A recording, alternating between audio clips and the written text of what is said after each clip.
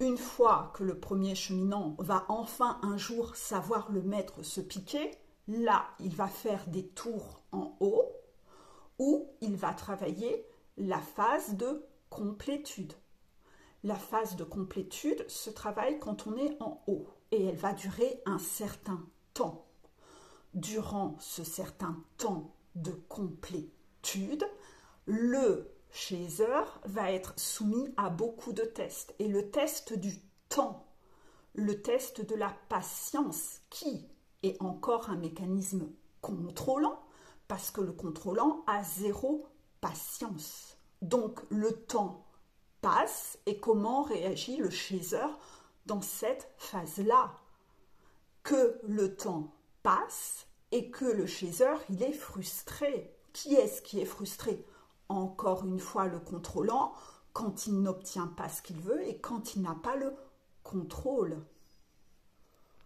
Donc, le chaser, je suis obligée d'insister. Pourquoi? Parce que beaucoup de gens écoutent avec une seule oreille et ils traduisent tout à l'inverse. Donc, les mots sont « je vais lentement », « je l'explique », mais c'est déjà des choses que j'ai déjà expliquées dans les vidéos, en fait, cela. Donc, je réexplique, la personne va être testée sur sa complétude et cela va prendre du temps. Mais le chaser, ce qu'il veut, c'est les cadeaux tout de suite. Et ça, le temps, il ne supporte pas. Sauf que s'il est arrivé déjà avec un bagage des vies antérieures, avec un énorme esprit contrôlant et une énorme blessure de trahison, lui, il est prévu que sa complétude soit testée pendant un temps plus long. Parce que c'est de là où on va voir où est sa frustration, comment il réagit quand il est frustré. Est-ce qu'il va repartir dans ses mécanismes impulsifs du passé? Vite, je veux me mettre en couple avec quelqu'un de pourri, je supporte plus, c'est trop injuste. Est-ce qu'il va raisonner dans un mécanisme rigide encore de reliquat, d'injustice? C'est trop injuste. Est-ce qu'il va encore se révolter? Est-ce qu'il va encore se mettre en colère après ses guides? Tout ça, en fonction de comment il réagit, les guides vont lui faire nettoyer et ça va prendre du temps, quitte à ce qu'il redescende, qu'on enlève le piquet, qu'il aille rebosser, qu'il remonte.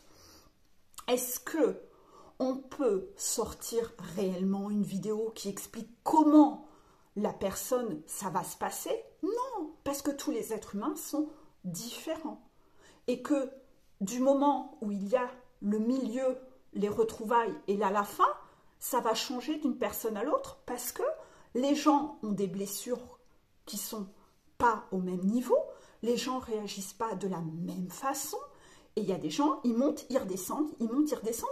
C'est très instable chez eux à cause de leur contrôle, de leur rigidité. Et plus ces blessures-là sont grosses, pour ces personnes, ça va faire un peu du grand n'importe quoi pendant le temps qu'il faudra, et peut-être même que ça ne se fera pas dans cette vie-là, parce qu'une vie ne suffira pas à atteindre un état de complétude stable et que la personne n'y arrive pas.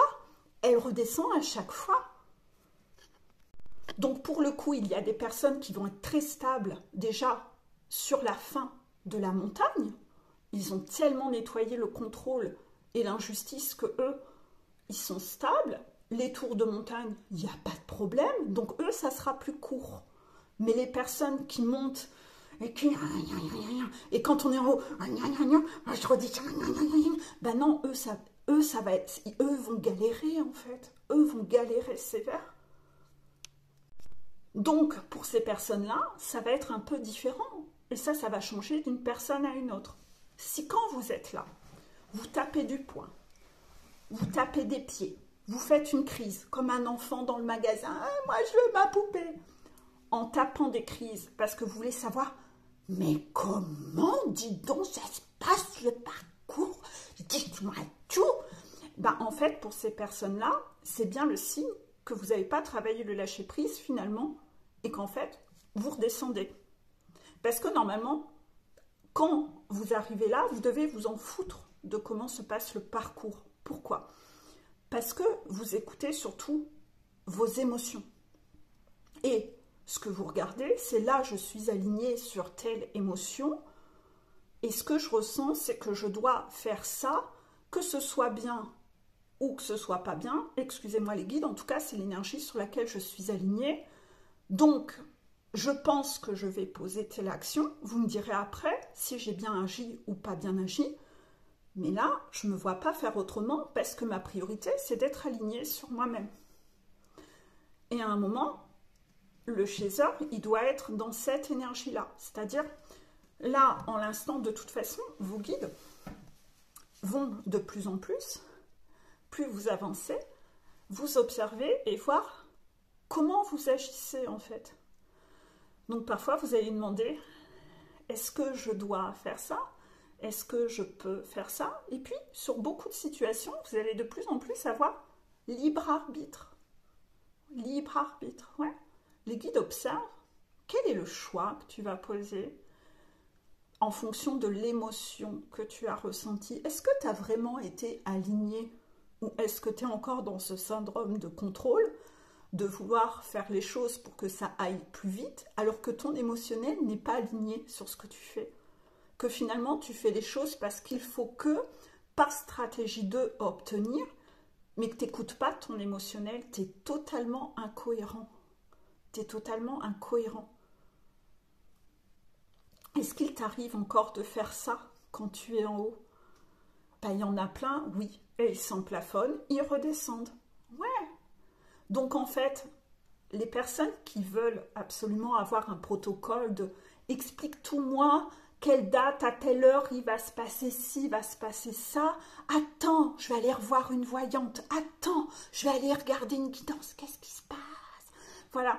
Toutes ces personnes qui sont là-dedans ne sont pas du tout en lâcher-prise et c'est juste la preuve que vous allez rester bloqué à votre fin de parcours pendant longtemps et peut-être pendant des années et peut-être que vous n'arriverez pas à aller au-delà parce que vous n'arrivez pas à nettoyer votre contrôle. Vous n'êtes pas cohérent. Il y a plein de mécanismes de contrôle que vous avez et vous n'êtes pas vraiment en train de travailler sur vous-même. Vous cherchez surtout à être encore dans la stratégie. Vous ne cherchez pas à être votre priorité. Vous faites encore les choses dans le but de, dans une attente de, mais vous ne le faites pas réellement pour vous et pour travailler sur vous, en fait. Vous êtes beaucoup dans ce syndrome égotique et il y a beaucoup de choses sur lesquelles les guides vous observent, où ils voient que vous reniez vos émotions, vous faites les choses par stratégie, vous ne vous respectez pas, vous donnez un totem d'immunité à votre jumeau ou jumelle, vous faites les choses en vous mouillant pas trop, voilà. Et en fait, vous êtes dans la stratégie, vous êtes encore très contrôlant. Et là, les guides vous laissent encore cheminer, s'il vous faut encore 1 an, 2 ans à vivre des expériences pour atteindre ces états, justement, par exemple, le ras-le-bol du chaser, parce que vous dites, oui, quelque part, je le ressens, mais je vais le renier, mon émotionnel, parce que c'est pas bien. Ça pourrait ralentir le parcours.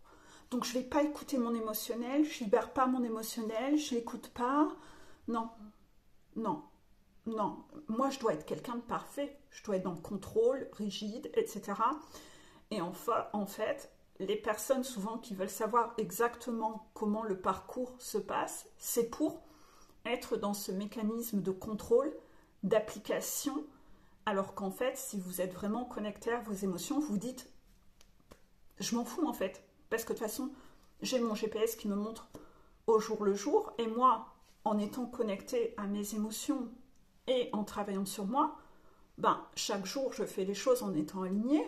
Après, j'en parle en coaching et avec Peggy. Est-ce que j'ai bien fait d'agir de cette façon-là, là? Et on dépatouille tout ça. Et vous en foutez, en fait, de savoir comment vont se passer les étapes. Et les guides veulent vous en dire le moins possible sur cette phase-là, parce que c'est encore alimenter vos névroses de contrôle.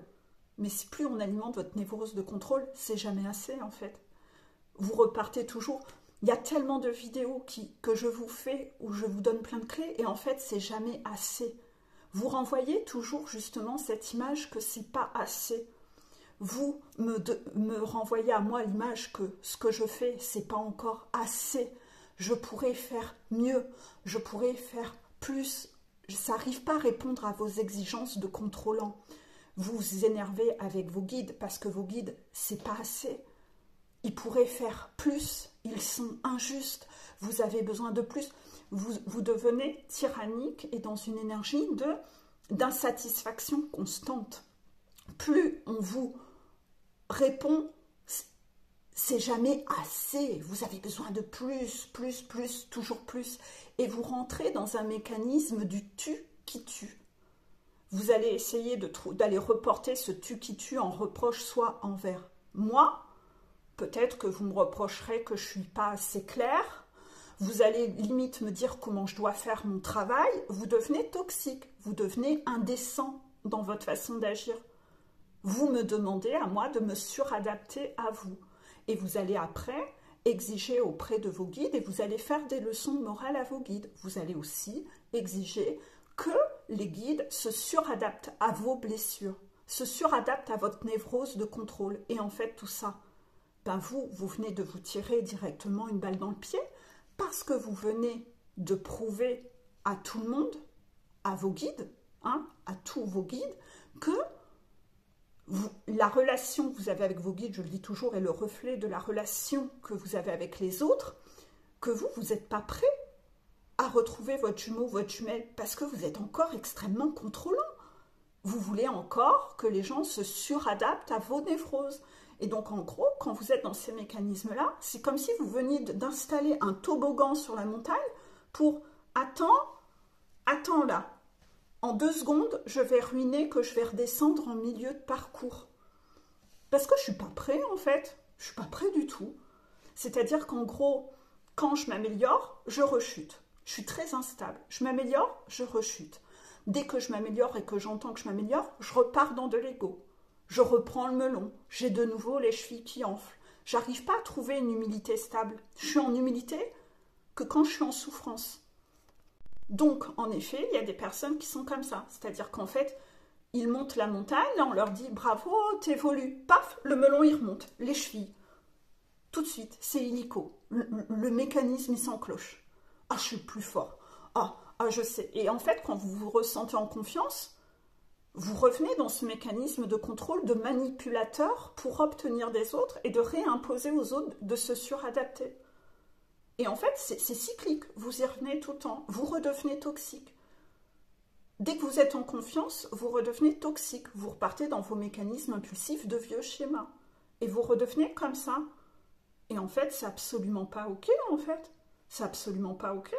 Vous êtes réellement toxique pour les gens autour de vous. Quand vous allez bien, vous êtes toxique.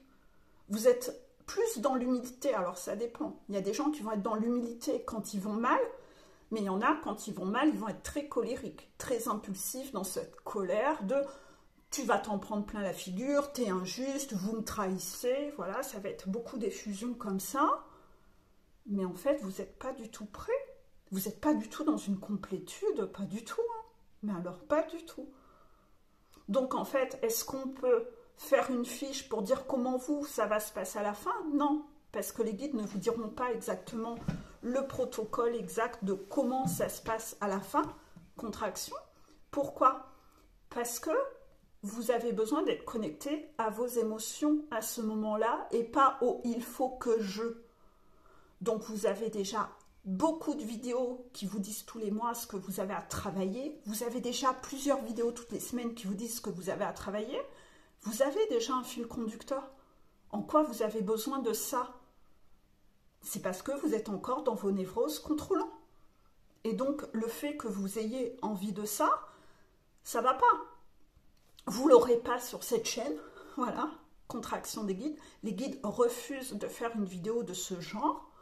Vous avez déjà assez d'informations. Le GPS vous dit à l'instant présent comment les choses se passent et vous n'aurez pas plus. Contraction.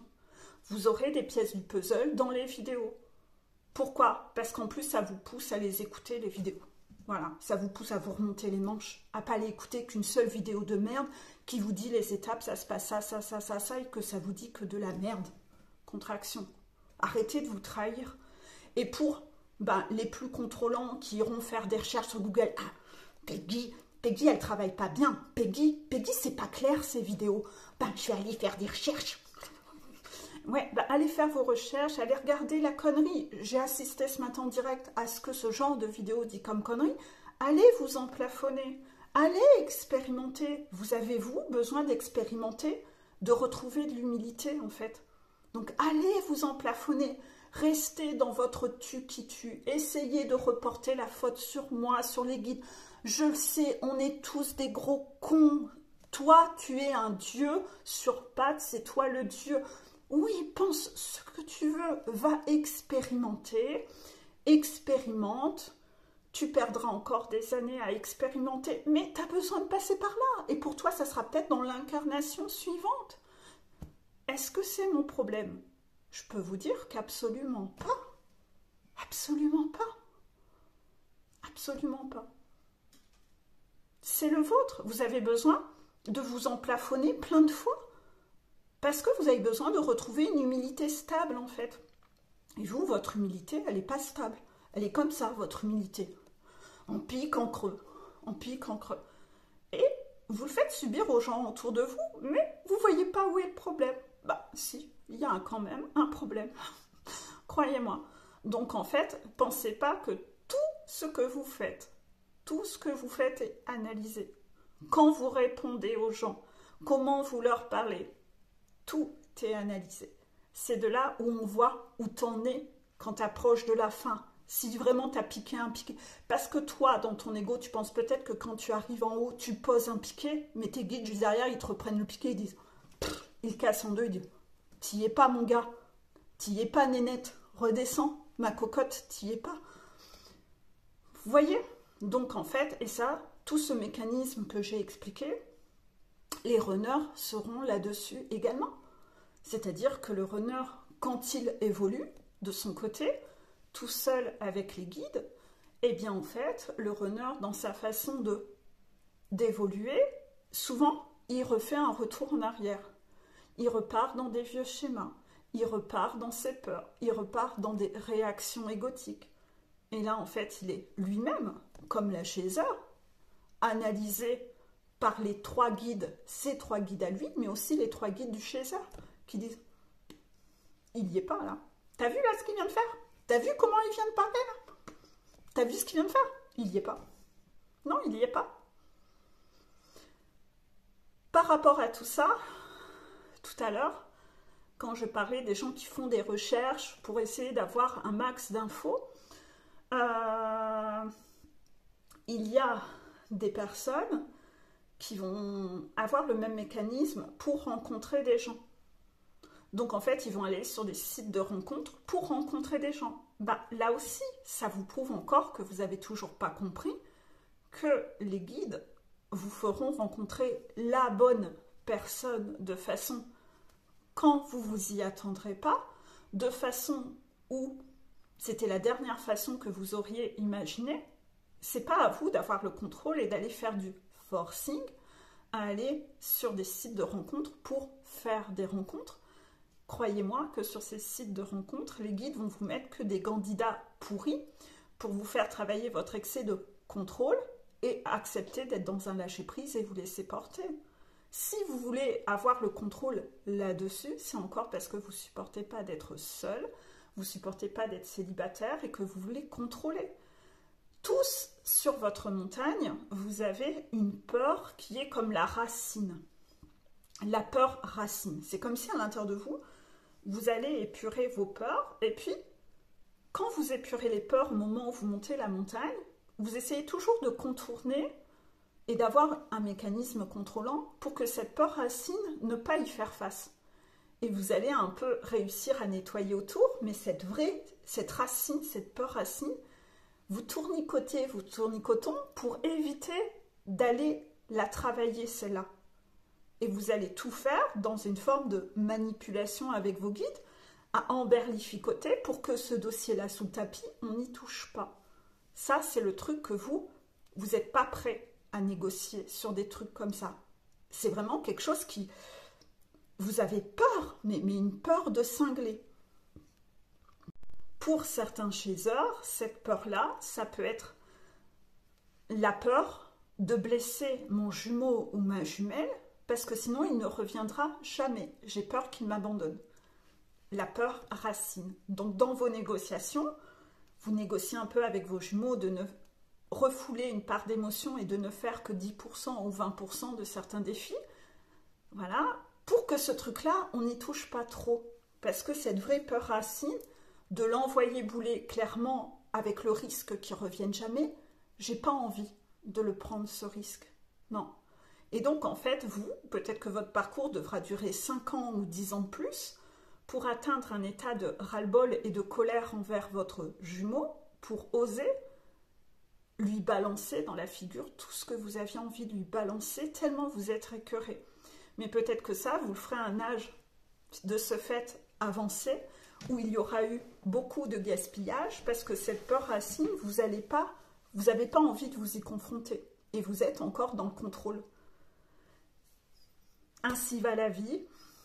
Beaucoup de parcours longs seront autour d'une peur racine. Je vous ai donné celle-là, cet excès de politesse, de courtoisie, voilà, hein, derrière quoi on se cache, derrière des beaux mots de soi-disant amour inconditionnel. Vous voyez ce genre de merde, on utilise des grands mots pour justifier, etc.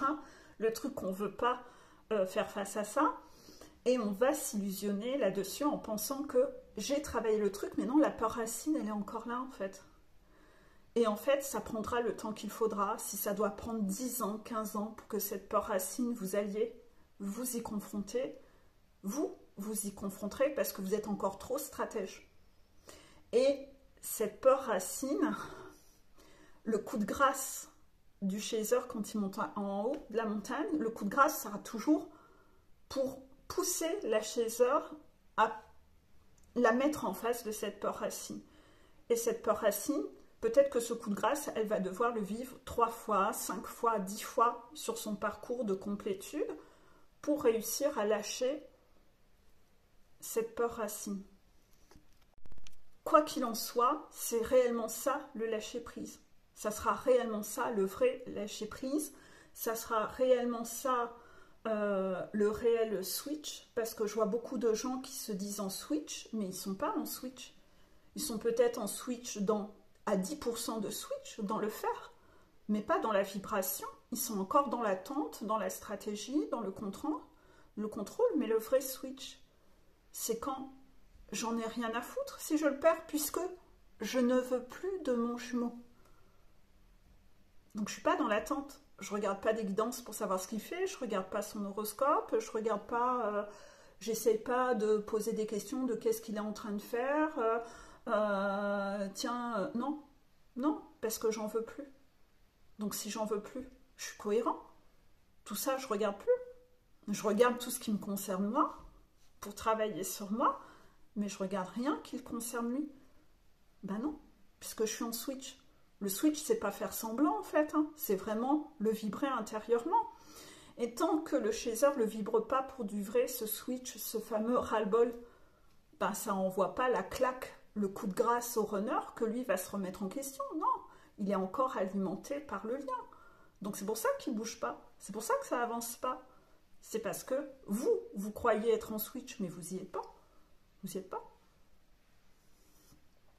Donc bien sûr, tout ce que je vous ai expliqué là intervient sur tellement de notions que vous allez peut-être en comprendre que 10 ou 20% de cette vidéo. Peut-être que je verrai des commentaires en dessous de gens qui disent « Ah ouais, ça j'ai vécu ». C'est pas vrai, vous l'avez pas vécu. Vous vous illusionnez. Parce que parfois, moi, en lisant les commentaires, je lis des trucs et les guides, ils s'arrachent les cheveux. Hein. Ils disent « Mais putain, mais qu'ils arrêtent de se mettre en valeur en commentaire. » Voilà, hein. Qu'ils arrêtent de mentir pour se mettre en valeur auprès des autres en commentaire. Tout ça, c'est encore l'ego. Allez, vous refaites un coup de toboggan. Vous cherchez encore à vous mettre en valeur, à chercher de la reconnaissance, de la valeur. Vous voulez peut-être repartir dans cet excès de gourou des vies antérieures. Moi, j'ai besoin d'être patron. Moi, j'ai besoin de montrer que moi... Ouais, non, les guides le voient. Vous en plafonnez. Vous êtes testé du matin au soir, vous êtes observé du matin au soir. Et il y a tellement de situations où vous vous emplafonnez, vous ne vous imaginez pas. Voilà. J'espère que cette vidéo aura apporté des clés de compréhension. J'ignore quand elle sera postée, j'en sais rien. Mais en tout cas, du fait que ce matin, j'ai vu cette vidéo, la grosse blague, pendant que j'étais dans cette énergie-là, les guides m'ont dit « fais tout de suite la vidéo et la canalisation, on a besoin de s'exprimer là-dessus. J'ai fait la vidéo. Dossier classé, les gens le comprendront comme ils le comprendront, c'est pas mon problème.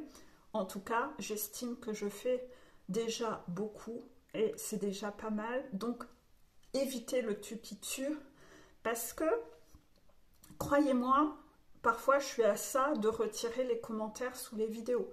Merci aux gens qui font des commentaires sympas et qui sont dans le donner et recevoir. Et en tout cas, merci à ceux-là. Voilà. Bisous, bisous.